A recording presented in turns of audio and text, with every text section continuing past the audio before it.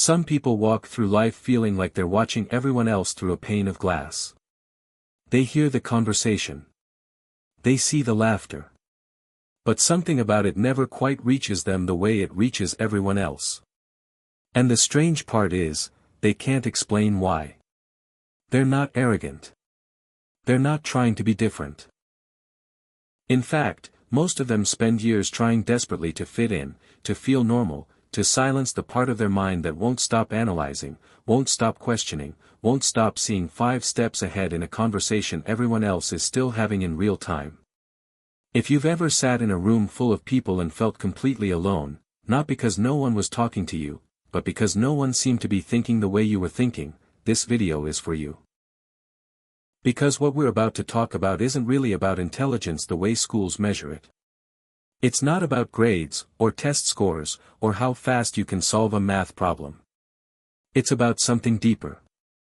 Something psychologists have been quietly studying for decades, but rarely explain in a way that actually makes sense to the people living it. Today, we're going to talk about the psychology of people with extremely high intelligence.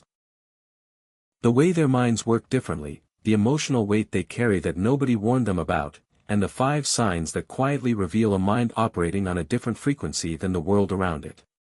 By the end of this video, you might understand yourself, or someone you love, in a way you never have before. Let's begin.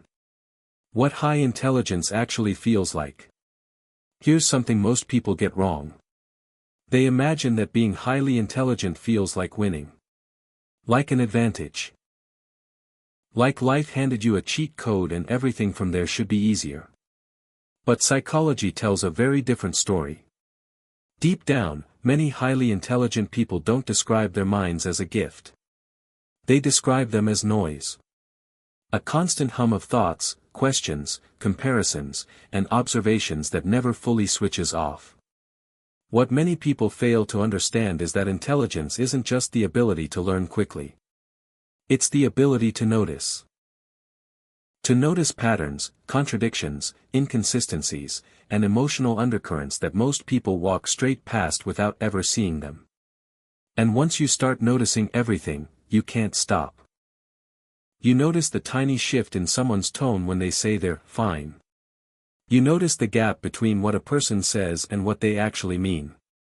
You notice the flaw in the plan that everyone else has already agreed to. You notice the joke isn't really a joke, it's a quiet cry for help dressed up as humor. This is where things become interesting. Because noticing all of this doesn't just make you smarter. It makes you more alone. Because most people aren't equipped, or willing, to go where your mind naturally goes. And so you learn, often without realizing it, to dim yourself down. To simplify your thoughts before you speak them. To laugh at things that don't really amuse you, just to keep the room comfortable.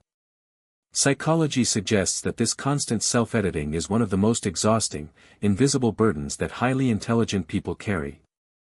Not because they think they're better than anyone, but because they've learned that being fully themselves tends to make other people uncomfortable. So they shrink. Quietly. Every single day. Now let's talk about the 5 signs that reveal this kind of mind, signs that, if you recognize them in yourself, might explain a lifetime of feeling slightly out of step with the world. Sign 1, their mind never truly rests. Have you ever laid in bed at 2 a.m.? Exhausted, desperate for sleep, while your mind insists on replaying a conversation from 3 years ago, analyzing what you should have said differently? That's not anxiety in the way most people think of it. That's a mind that simply refuses to idle. Think about it. Most people's brains function like a car that can be put in park. They finish their day, they relax, the engine quiets down. For a highly intelligent mind, there is no park. There's only different gears of motion. Even rest becomes a kind of mental activity, thinking about thinking, analyzing the analysis, questioning the question. This is the hidden reason so many highly intelligent people struggle with sleep, with relaxation, with simply being. Their mind treats stillness as a void that must be filled with thought. Give it a problem to chew on, and it becomes calm. Give it nothing, and it becomes restless, almost panicked.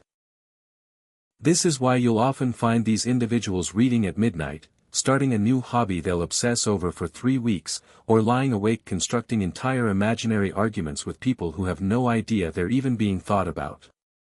It's not a flaw. It's not something broken. It's simply a mind that was built to process, and processing doesn't know how to stop just because the sun went down. Sign 2, they feel emotions with disturbing intensity. Here's something that surprises a lot of people: high intelligence isn't just cognitive. It's often deeply emotional. Psychologists have long observed a pattern called overexcitability, a heightened sensitivity not just to ideas, but to feelings. Highly intelligent people don't just think more. They often feel more. A sad scene in a film doesn't just make them tear up, it haunts them for days. An offhand criticism from someone they barely respect can replay in their mind for weeks, dissected from every possible angle. A moment of genuine connection with another person can feel almost overwhelming, like their chest can't quite hold what they're experiencing. Most people assume that intelligence and emotion live in separate rooms. That the smarter you are, the more logical and detached you become. But the opposite is often true. Because here's what many people fail to understand. Emotional depth requires the same trait that intellectual depth requires: the ability to notice nuance. A highly intelligent person doesn't just see that someone is upset. They see why. They see the layers underneath the upset, the old wound it touched, the fear it triggered, the story the person is telling themselves about what just happened. And feeling all of that, constantly, for yourself and for everyone around you, is exhausting in a way that's almost impossible to explain to someone who doesn't experience it. This is why so many highly intelligent people are mistaken for being too sensitive, or too intense, or overthinking everything again. They're not overthinking. They're simply seeing more than the room is comfortable acknowledging. Sign 3, they are their own harshest critic. You'd think that being highly intelligent would come with confidence. After all, you understand things faster, you solve problems others struggle with, you see solutions before anyone else does. But psychology reveals something almost ironic here. The smarter someone is, the more aware they become of how much they don't know. This is sometimes called the paradox of competence. The more expertise you gain in something, the more clearly you can see the vast, humbling scale of what's still beyond your grasp. So instead of feeling accomplished, many highly intelligent people feel like frauds. Like they're one mistake away from being exposed as not as smart as everyone assumes. Deep down, this creates a quiet, persistent voice that says, "You should have known better. You should have done more. You should have seen that coming." This voice doesn't go away with achievement. In fact, it often gets louder. Because every new accomplishment raises the bar for what they expect of themselves next.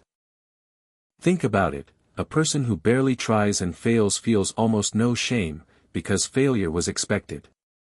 But a person with a brilliant mind who fails feels a unique kind of shame, because deep down, they believe they should have been able to prevent it.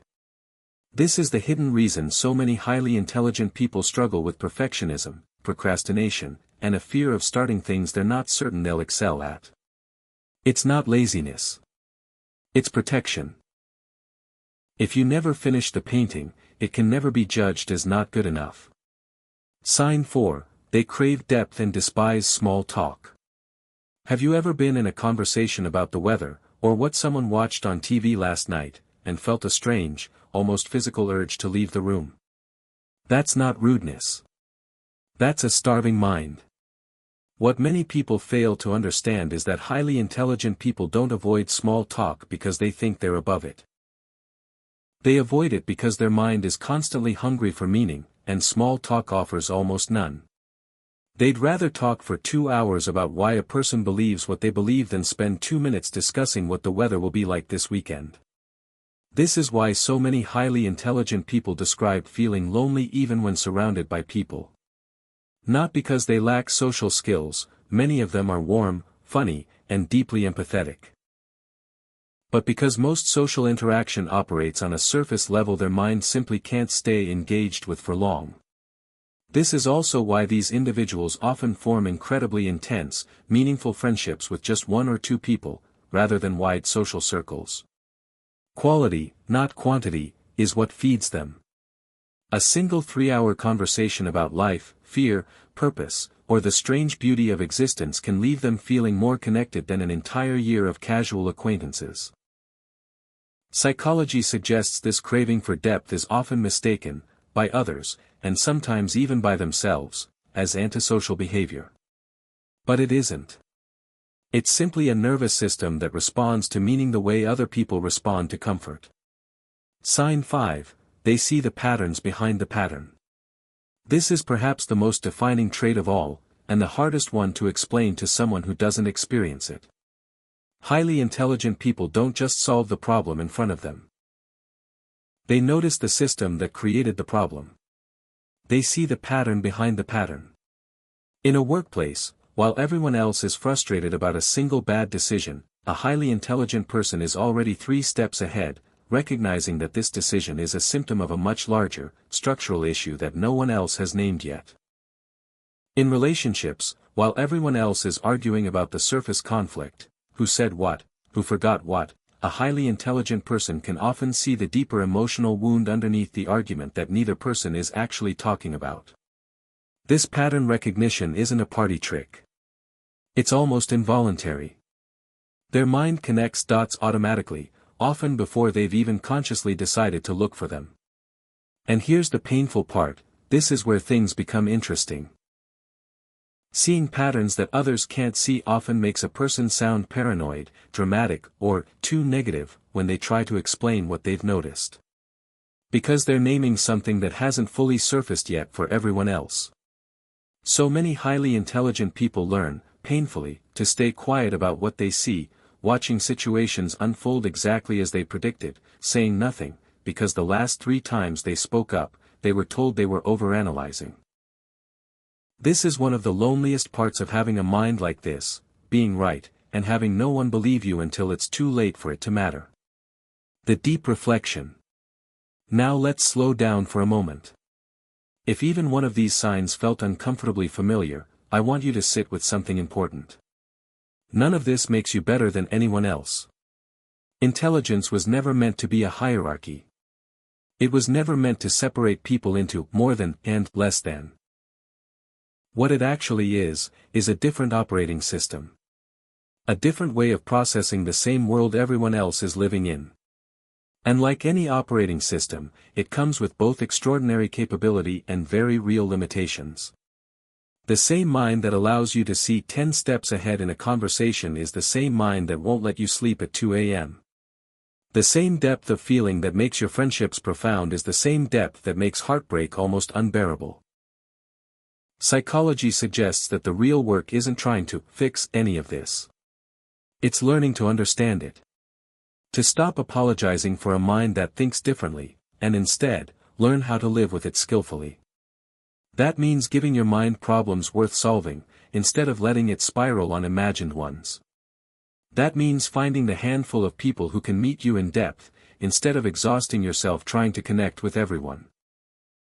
That means recognizing that your inner critic is not the voice of truth, it's the voice of a mind that cares deeply and has never been taught how to rest. Deep down, many highly intelligent people are not looking for someone to tell them they're smart. They've heard that their whole lives, and it never made them feel less alone. What they're actually looking for is something much simpler, much more human.